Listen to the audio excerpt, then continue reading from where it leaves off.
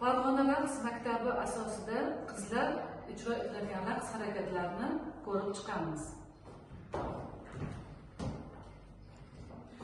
Farg'ona raqs maktabi juda ham raqs harakatlariga boy maktab hisoblanadi. Farg'ona raqs maktabimiz ko'proq tabiatga qiyoslashadi. Farg'ona raqs maktabimizda hamma harakatlarimiz mayin, joziba bilan, yumshoqlik bilan ijro etiladi. Mana shu harakatlarimizdan bittasi yirik to'lqin deb nomlanadi.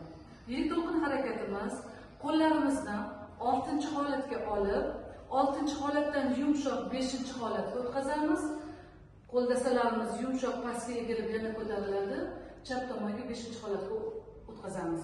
6-holatdan 5-holatga, 6-holatdan 5-holatga ijro etiladi. Marhamat qizlar, bajarib ko'ramiz. Musiqantlarimiz marhamat oldik.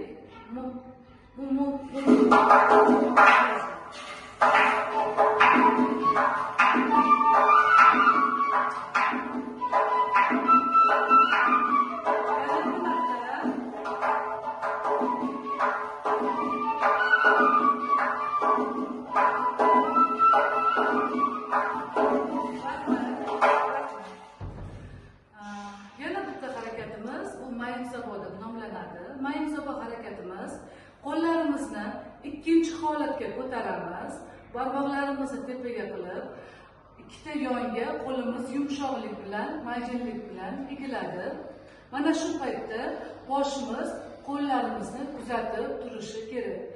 2-holatdan qo'llarimiz yondan yonga harakat bajarayotganda hech ham 3-holatga yoki 5-holatlarga pastga tushib ketmaslik kerak. Mana shunga qattiq e'tibor berishimiz kerak. 2-holatdan qo'limiz ozgina o'ng tarafga, ozgina chap tarafga harakatlanadi. Boshimiz esa qo'llarimizni kuzatib turishi kerak. Marhamat bajarib ko'ramiz.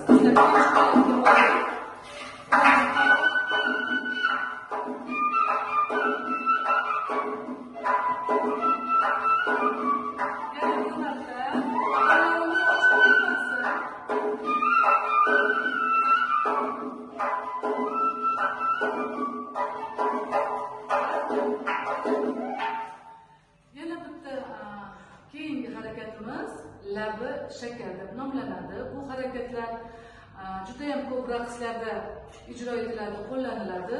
Bu labi shakar harakatimizni chap qo'limizni oldimizga qo'yib, o'ng qo'limizni chap qo'limizni ustiga qo'yamiz. Tirsaklari bilan o'ng qo'limizni chiroyli qo'l dastamiz